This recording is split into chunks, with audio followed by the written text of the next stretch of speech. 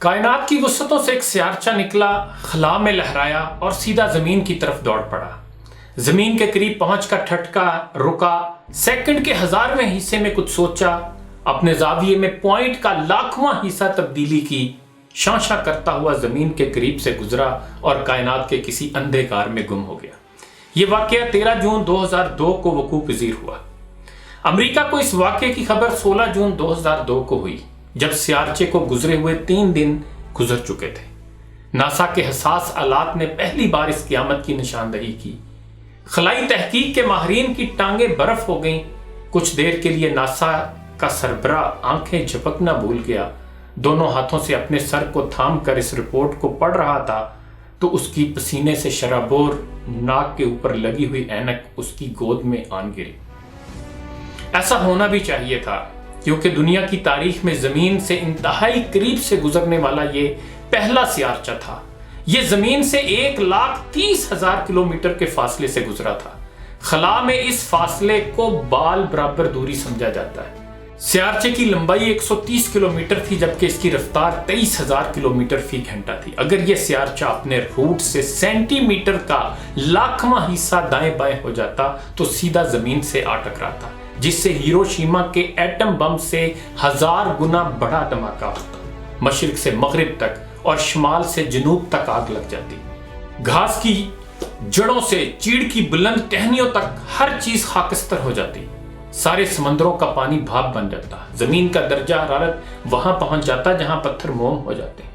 زمین کے اندر چھپے لاوے باہر نکلتے اور نیو یارک کا آزادی کا مجسمہ بھی منہ کے بل اس زور سے گرتا کہ اس کی تمکنت اور تکبر کا نام و نشان باقی نہ رہتا۔ ہمالیہ کی آخری چوٹی تک ہر چیز، ہر زندہ، نیم زندہ اور مردہ شے پگھل کر سیال مادہ بن جاتی۔ یہ سیال مادہ آگے بڑھتا تو روس کے 10,240، امریکہ کے 8,420، فرانس کے 450، چین کے 400، برطانیہ کے 260، اسرائیل کے 160، بھارت کے 140 اور پاکستان کے 97 ایٹم بم پھٹ جاتے۔ زمین کا درجہ حرارت 10,000 سینٹی گریڈ سے 1,40,00,000 سینٹی گریڈ تک پہنچ جاتا۔ زمین سورج بن جاتی۔ یہ تباہی اور اس کے اثرات 4,00,000 سال تک قائم رہتے۔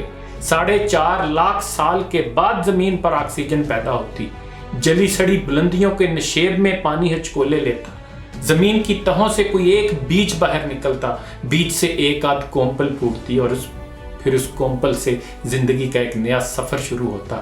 یہ سفر زمین پر پہلے انسان کی صورت میں پڑاؤ ڈالتا۔ وہ ننگ دھڑنگ انسان زندہ جانوروں کا خون پیتا، کچا گوشت کھاتا، اپنی بقا کے لیے پہاڑوں، وادیوں، صحراؤں اور غاروں میں بھاگتا پھرتا۔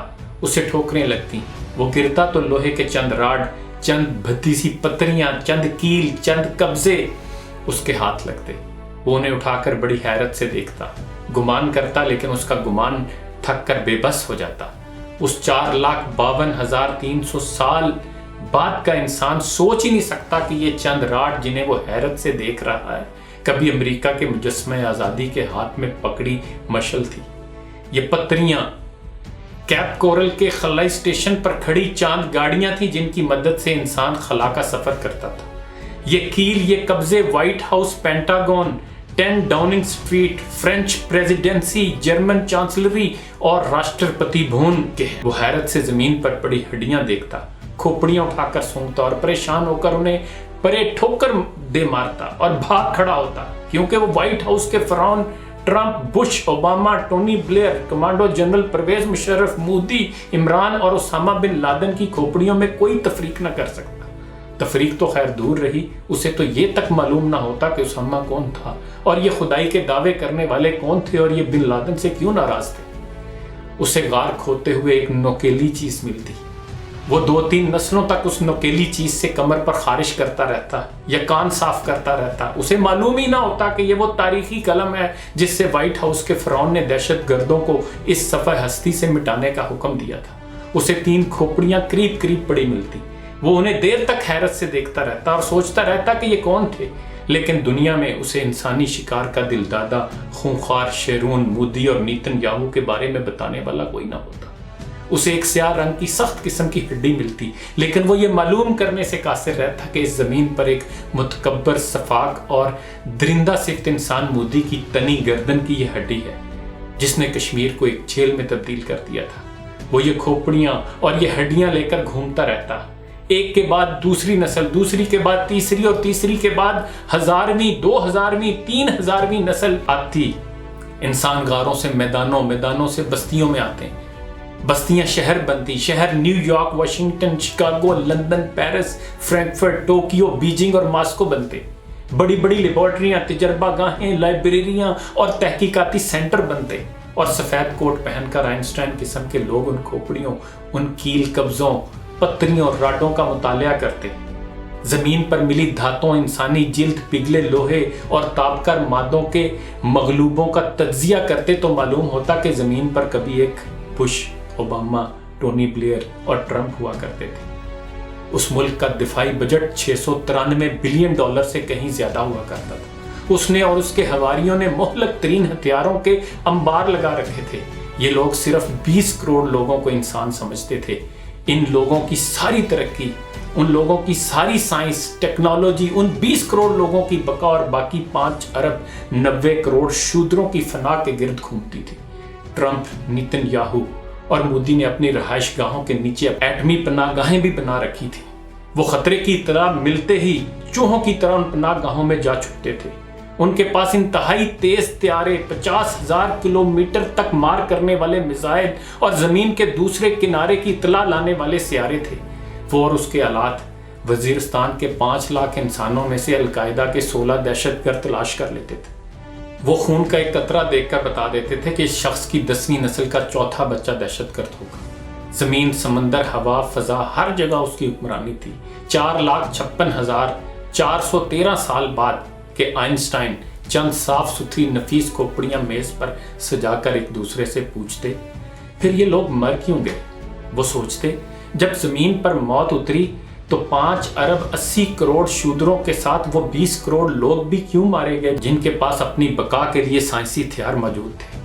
ہو سکتا ہے اس وقت کے آئنسٹائن کی رجمنٹ کا کوئی منہ پھٹ آئنسٹائن چمکتی آنکھوں کے ساتھ ہاتھ اٹھائے، مسکرائے، سب کو اپنی طرف متوجہ کرے اور کندھے اچکا کر کہے، حاضرین، وہ لوگ دہشت گردوں کا اندازہ تو لگا سکتے تھے لیکن زمین کی طرف بڑھتے سیارچوں کا تخمینہ نہیں کر سکتے تھے۔ وہ فضا کی ٹیکنالوجی کو بقا کا ہتھیار سمجھتے تھے۔